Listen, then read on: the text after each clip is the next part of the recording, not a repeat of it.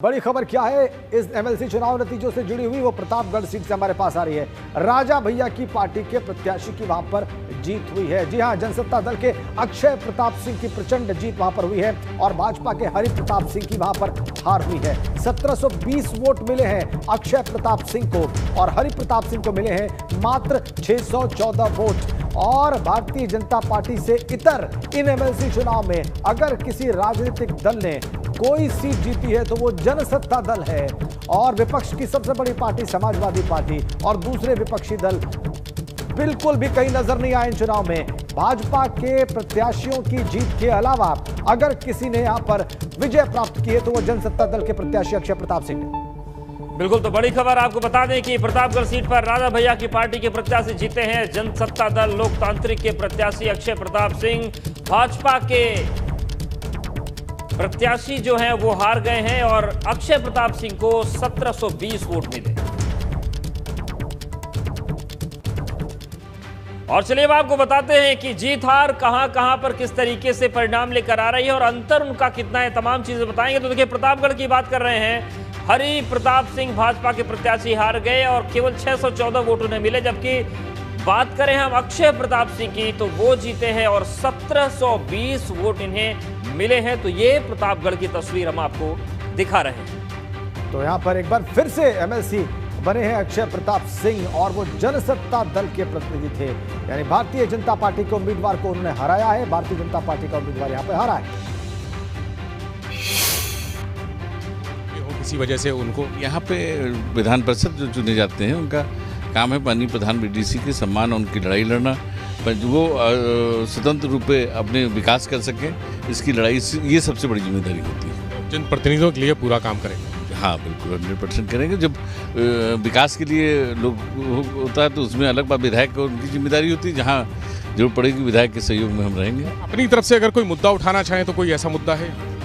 देखिए, तमाम मुद्दे हैं। अब जैसे हमने अपने एमपी कार्यकाल में हमने सीवर बनवाया था, लेकिन आज भी अधूरा पड़ा हुआ है ना। बहुत सारी चीज़ें हैं। एमपी चुनाव आगे नहीं, वो तो अलग बात है, लेकिन अभी तमाम चीज़ें कंप्लीट नहीं हुई, लेकिन इसके बारे में डिटेल में आपसे बाद में बात करेंगे। बहुत शुक्रिया। एमएलसी अक्षय प्रताप सिंह हमारे साथ थे। 5वीं बार एमएलसी बने हैं और प्राथमिकताएं भी गिना दी उन्होंने कि जो बिल्कुल विवेक, प्राथमिकताएं हम उनकी देख रहे थे। वो कह रहे थे कि जो जनप्रतिनिधि हैं चुने हुए जिन्होंने उनको वोट किया है, चाहे वो ब्लॉक डेवलपमेंट काउंसिल के हो या ग्राम पंचायत के हो या जिला पंचायत के हो, उन सबके मान सम्मान का ख्याल वो रखेंगे। तो प्रतापगढ़ के कुंडा के विधायक राजा भैया ने पार्टी के उम्मीदवार अक्षय प्रताप सिंह को जीत पर बधाई दी। उन्होंने अक्षय प्रताप की जीत को जनता की जीत बताया। आज बहुत ही जनसत्ता दल के लिए गर्व और प्रसन्नता का विषय है। पूरे प्रदेश में स्थानीय निकाय के चुनाव हुए, आप सब लोगों ने देखे। एकमात्र दल जनसत्ता दल ही विजयी हुआ है। बहुत से दल ऐसे हैं जिन्होंने ये चुनाव लड़ने का साहस नहीं किया, कुछ दल लड़े, वो कहीं गिनती में नहीं थे। तो ये हमारे लिए बहुत गर्व। जैसा कि आपने बताया, 3 वर्ष निष्पक्ष पत्रकारिता और निर्भीक पत्रकारिता के लिए आप लोग और आगे की यात्रा ऐसे ही सफलतापूर्वक तय करें। हम सभी लोगों की शुभकामनाएं। तो देखा आपने क्या प्रतिक्रिया दी राजा भैया ने। उन्होंने एबीपी गंगा को भी निष्पक्ष पत्रकारिता के लिए बधाई दी और जाहिर सी बात है उनके चेहरे पर प्रसन्नता और संतोष के भाव थे, क्योंकि उनके दल के उम्मीदवार ने जीत हासिल की है। अक्षय प्रताप सिंह ने जीत हासिल की है। बाकी सारे जो दलगत उम्मीदवार जीते हैं वो भारतीय जनता पार्टी के उम्मीदवार थे। एक बार फिर से देखिए क्या कह रहे हैं। आज बहुत ही जनसत्ता दल के लिए गर्व और प्रसन्नता का विषय है। पूरे प्रदेश में स्थानीय निकाय के चुनाव हुए, आप सब लोगों ने देखे। एकमात्र दल जनसत्ता दल ही विजयी हुआ है। बहुत से दल ऐसे हैं जिन्होंने ये चुनाव लड़ने का साहस नहीं किया, कुछ दल लड़े, वो कहीं गिनती में नहीं थे। तो ये हमारे लिए बहुत गर्व और प्रसन्नता की बात है। अपने सभी समर्थकों को, प्रतापगढ़ के सम्मानित मतदाताओं को और सभी शुभचिंतकों को आपके माध्यम से पार्टी के सभी पदाधिकारियों को आभार व्यक्त करना चाहेंगे। राजा भैया, बहुत कम समय हुआ जनसत्ता दल लोकतांत्रिक का गठन हुए और इतने समय में ही विधानसभा चुनाव में अगर कहें तो तीसरे नंबर की पोजीशन आ गई। भारतीय जनता पार्टी, समाजवादी पार्टी, उसके बाद अपना दल। तो ये एमएलसी चुनाव में भी बेहतरीन प्रदर्शन, तेजी से आगे जा रहा। सब जनता जनार्दन का स्नेह है। और यहाँ पे एक बात ये भी बड़ी महत्वपूर्ण है कि जनसत्ता दल का किसी भी पार्टी से, अन्य दल से कोई गठबंधन नहीं। हम अपने दम पे चुनाव लड़े, जनता जनार्दन के दम पे चुनाव लड़े, और जो भी सफलता मिली वो किसी अन्य दल के गठबंधन होने के कारण नहीं मिली, वो जनता जनार्दन के आशीर्वाद से और कार्यकर्ताओं की कड़ी मेहनत के कारण मिली। सारे दल दावा करते हैं, भारतीय जनता पार्टी भी दावा कर रही थी, समाजवादी पार्टी के अपने दावे हैं, चाहे विधानसभा चुनाव हो या एमएलसी चुनाव, लेकिन राजा भैया को प्रतापगढ़ में कोई हिला नहीं पा रहा है। कौन सा जादू है? नहीं, जादू नहीं है, कड़ी मेहनत है। और अक्षय प्रताप जी लगातार 5वीं बार स्थानीय निकाय का चुनाव जीते हैं, बीच में एक बार लोकसभा के सदस्य भी रहे। सबसे विशेषता ये है, और ये हमारा अपना अनुभव है, यही हम कहते भी हैं सबसे, कि चुनाव जीतने के बाद जनता के बीच में ही रहना होगा, रहना चाहिए। तो राजा भैया को आप सुन रहे थे। और अब चलिए एक और बड़ी खबर उसका रुख कर लेते हैं। लखनऊ उन्नाव सीट पर भाजपा के रामचंद्र प्रधान की जीत हुई है। सपा के सुनील साजन को उन्होंने मात दी है। भाजपा के रामचंद्र प्रधान को मिले 3,339 वोट और सपा के सुनील साजन को 400 वोट मिले हैं। बेहद करीबी माने जाते हैं, अखिलेश यादव के प्रवक्ता हैं और वो हार गए। ये लखनऊ उन्नाव क्षेत्र की बात अभी आपके सामने है। रामचंद्र प्रधान यहाँ पर भाजपा के उम्मीदवार जीते हैं और उनकी जीत का अंतर क्या रहा है, समीकरण क्या रहे हैं यहाँ पर जीत हार के, आपकी स्क्रीन पर हम रखने जा रहे हैं। ये रहा 3,339 वोट रामचंद्र प्रधान के खाते में, जो कि भाजपा के उम्मीदवार थे, और सुनील सिंह साजन जो समाजवादी पार्टी के उम्मीदवार थे, उनके खाते में गए मात्र 400 वोट। यहाँ भी भारतीय जनता पार्टी की जीत का अंतर विशाल, प्रचंड, 3,339 एक और, दूसरी ओर 400 वोट मात्र। चलिए आपको अब लखनऊ लिए चलते हैं। शैलेश अरोड़ा इस मुकाबले पर और ज्यादा बताने के लिए और ज्यादा विस्तार से जानकारी देने के लिए, भारतीय जनता पार्टी के उम्मीदवार की प्रचंड विजय पर प्रकाश डालने के लिए इस वक्त हमारे साथ जुड़े हुए हैं। भारतीय जनता पार्टी की इस जीत के लखनऊ उन्नाव क्षेत्र में क्या मायने हैं शैलेश? राजन देखिए, पहले तो हम जो डेटा है उसको संशोधित करना चाहेंगे क्योंकि फाइनल आंकड़ा अब सामने आ चुका है। अगर बात करें तो देखिए 3488 वोट मिले हैं भाजपा के प्रत्याशी रामचंद्र प्रधान को, जो जीते हैं। और अगर इसको हम परसेंटेज में देखें तो कुल यहाँ पर जो 3976 वोट पड़ा था, उसमें 85% से ऊपर वोट अकेले भाजपा प्रत्याशी यानी रामचंद्र प्रधान को मिला है। समाजवादी पार्टी की बात करें तो नेट 400 वोट सुनील साजन, जो अखिलेश यादव के सपा अध्यक्ष के बहुत ही करीबी माने जाते हैं, जो रत्नों की अगर बात की जाए अखिलेश यादव के, तो उनमें से एक कह सकते हैं आपको हर बड़े कार्यक्रम में मिलेंगे, इनके प्रवक्ताओं में है और काफ़ी करीबी। और उनके अगर वोट की बात की जाए तो 400 वोट उनको मिला। इसके अलावा 88 वोट जो था वो अवैध घोषित हुआ, यानी कुल मिलाकर 85% से ऊपर वोट अकेले भाजपा प्रत्याशी को मिला है। और जो उम्मीद देखिए लखनऊ की अगर हम बात करते हैं तो लखनऊ में ऐसी उम्मीद की भी जा रही थी। उसके पीछे वजह है जो वोटर इसमें था, आप विधायकों की संख्या ले लीजिए, यहाँ पर आप जो बीडीसी सदस्य हैं, प्रधान हैं, उनकी संख्या को आप ले सकते हैं। इसके बाद आप अगर सांसद की बात करते हैं तो सांसद, हालांकि यहाँ पर रक्षा मंत्री राजनाथ सिंह जो हैं वो नहीं आए थे, लेकिन कौशल किशोर जो मोहनलालगंज के सांसद है वो आए थे। तो आप जितनी भी चीज़ें लेंगे, जितने भी वोटर इसमें थे, तो बड़ी संख्या ऐसे लोगों की थी जो भाजपा के हैं। तो निश्चित रूप से ये पहले ही मान के चल रही थी पार्टी कि यहाँ पर जीत को लेकर कोई बहुत मुश्किल नहीं है, और शायद ये बात समाजवादी पार्टी बिल्कुल। लेकिन शैलेश, आप राजधानी में हैं, लखनऊ में है, जहाँ से पूरी सियासत चलती है, क्या समाजवादी पार्टी की तरफ से या समाजवादी पार्टी की किसी प्रत्याशी की तरफ से कोई रिएक्शन आया? क्योंकि उसमें सपा दावा कर रही थी कि ये जो चुनाव है इसमें हम बता देंगे कि भाजपा को कितना झटका सपा दे सकती है, लेकिन ऐसा झटका लगा है जो लग रहा है कि संभलने में बड़ा वक्त लग जाएगा सपा को। बिल्कुल, निश्चित रूप से बहुत ज्यादा बड़ा झटका है। आप ये देखिए 36 सीटों में एक भी सपा को नहीं मिलगी, बल्कि जनसत्ता दल को मिल जाती है, 2 निर्दलीय जीत जाते हैं, लेकिन सपा को जो इतनी बड़ी पार्टी है उसको एक सीट नहीं मिली 36 में से। तो झटका तो निश्चित रूप से पहले विधानसभा चुनाव के नतीजे देख लीजिए, उसके बाद अब विधान परिषद के। और दूसरी चीज कि कितने एक अरसे के बाद, लंबे समय के बाद, ये भी आप देखें कि किस तरह से चाहे उच्च सदन हो और चाहे विधानसभा, दोनों जगह पर भारतीय जनता पार्टी ने काबिज हो गई पूरी तरह से। तो जो एक विधान परिषद में बहुमत लेकर सपा चल रही थी, अब उससे ही बाहर हो गई, यानी यहाँ पर भी अब भाजपा का कब्जा हो गया है। भाजपा ही यहाँ पर अपने बहुमत के साथ पूरी तरह से परिषद में भी दिख रही है।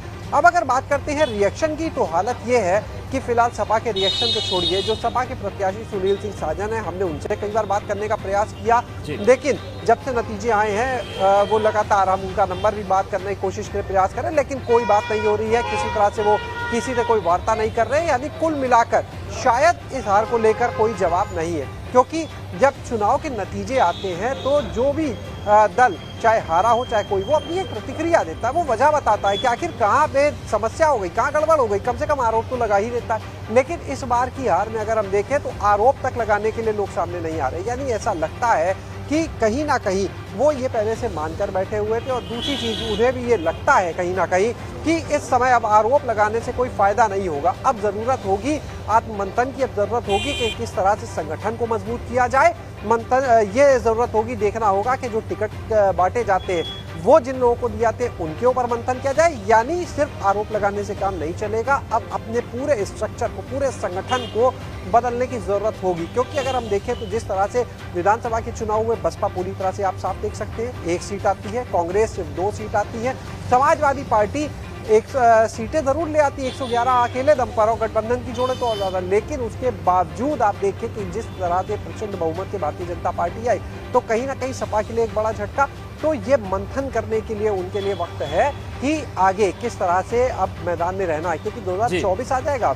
और भारतीय जनता पार्टी की अगर बात करें, अभी तो 24 की तैयारी शुरू हो चुकी है। बिल्कुल, 24 की तैयारी शुरू हो चुकी है। ऐसे में विपक्ष की रणनीतियों पर जाहिर तौर पर सवाल उठेंगे और लगातार अपडेट्स तो हम दे रहे हैं। शुक्रिया आपका शैलेश, जानकारी के लिए। बिल्कुल, हमारी वहां कवरेज जारी है। एमएलसी चुनाव के जो नतीजे हमारे सामने आ रहे हैं उसके मतलब भी लगातार हम आपको बताने की कोशिश कर रहे हैं, और पूरा समीकरण भी, पूरी अपडेट भी, सारी तस्वीर भी लगातार आपके सामने रख रहे हैं। बिल्कुल, और तमाम जो जीते और हारे प्रत्याशियों से बातचीत भी हो रही। तो वाराणसी सीट से एमएलसी का चुनाव बाहुबली ब्रजेश सिंह की पत्नी अन्नपूर्णा सिंह ने जीता है। उन्होंने जीतने के बाद बड़ा बयान दिया। उन्होंने दावा किया कि पीएम मोदी और सीएम योगी का आशीर्वाद हमेशा से बना रहा और उम्मीद है कि आगे भी बना रहेगा। मन में यही है कि जैसे जनता ने हमारे ऊपर आशीर्वाद बनाया रखा है, सरकार की भी आशीर्वाद हमारे ऊपर रही है, हमेशा से रही है मेरे परिवार के ऊपर, तो मैं ऐसा कार्य नहीं करूंगी कि जिससे उन लोगों को निराश होना पड़े। ऐसे ही आशीर्वाद बनाए रखें माननीय प्रधानमंत्री जी, माननीय योगी आदित्यनाथ जी, अमित शाह जी, तो उन लोग का आशीर्वाद जरूरी है हमारे परिवार के लिए। पूर्णा जी, जिस वक्त इस चुनाव मैदान में आप थी, लगातार मतलब आप जा रही थी लोगों के पास, तो सामने के जो प्रत्याशी थे भारतीय जनता पार्टी ने भी अपना प्रत्याशी खड़ा कर दिया था, और कहीं ना कहीं कई आरोप भी लग रहे थे, जो सवाल हम पहले भी आपसे पूछते आए करते। तो अब उसके बाद एक जीत का मौका, खुशी और उत्साह का मौका, कहना है? ये खुशी तो है रहेगी। जो भी आरोप लगी है बेबुनियाद है, आप लोग भी जानते हैं कि बेबुनियाद है। वो हमेशा कहते आए हैं कि नहीं, बाहुबल चुनाव नहीं लड़ रहे हैं, उनकी पत्नी लड़ रही है। दशकों से ज़्यादा ये सीट पूरे आपके परिवार की है, और एक बार फिर से जीत हासिल की आपने। जीत के पीछे कौन? जनता। फिर सवाल आगे की ओर, आगे महिलाओं के लिए जो हो सकेगा मैं आगे बढ़ के चढ़ के करूँगी। महिलाओं के लिए सबसे पहले, और जनता के लिए जो हमारे साथ खड़े रहे हैं उनके साथ कदम से कदम मिला के। तो वाराणसी से जीते अन्नपूर्णा सिंह को आप सुन रहे थे। और मेरठ गाजियाबाद की बात करते हैं। भाजपा के धर्मेंद्र भरद्वाज ने जीत हासिल की है। रालोद के सुनील रेटा को उन्होंने भाजपा प्रत्याशी ने हरा दिया। भाजपा के धर्मेंद्र भरद्वाज को 3708 वोट मिले, जबकि रालोद के सुनील रोटा को केवल 250 वोट ही मिल पाए।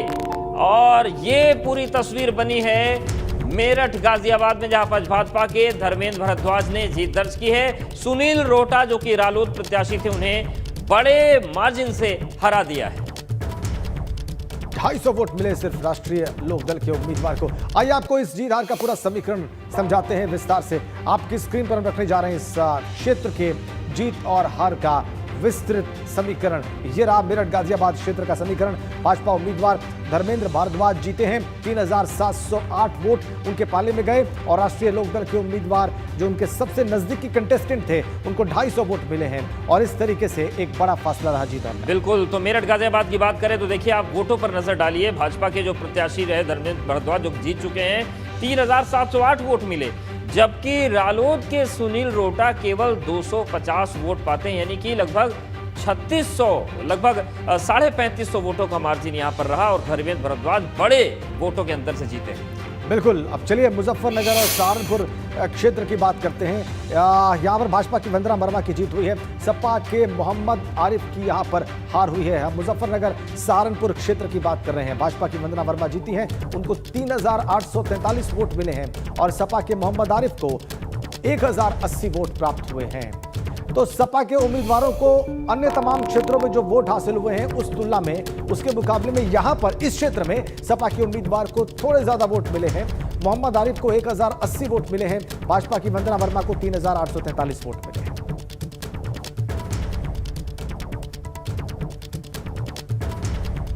तो देखिए, मुजफ्फरनगर सहारनपुर की हमने तस्वीर आपको दिखाई और अब कुछ आंकड़े और कुछ जीत हार की तस्वीर भी आपके सामने स्पष्ट करते हैं। देखिए, मुजफ्फरनगर सहारनपुर भाजपा की वंदना वर्मा 3843 वोट ये पाई, जीती और उनके खिलाफ जो खड़े थे सपा के मोहम्मद आरिफ, केवल 1089 वोट ही उन्हें मिल पाए और यहां पर भी भाजपा को एक बड़ी जीत मिली।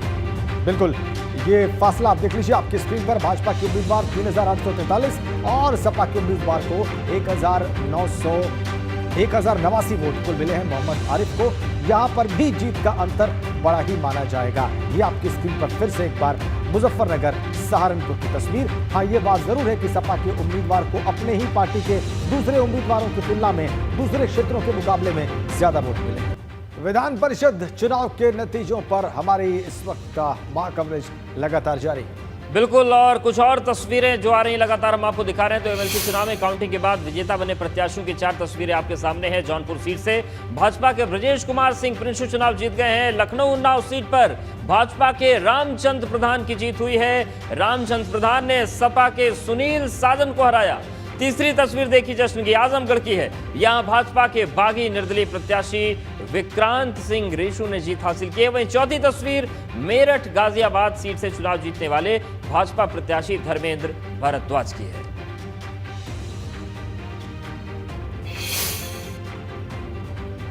तो कैबिनेट मंत्री और निषाद पार्टी के अध्यक्ष डॉक्टर संजय निषाद ने कहा इस मौके पर कि सभी कार्यकर्ताओं ने मिलकर भाजपा की जीत सुनिश्चित की। बिल्कुल, और एमएलसी चुनाव में जीत हासिल करने के लिए सभी को बधाई उन्होंने दी।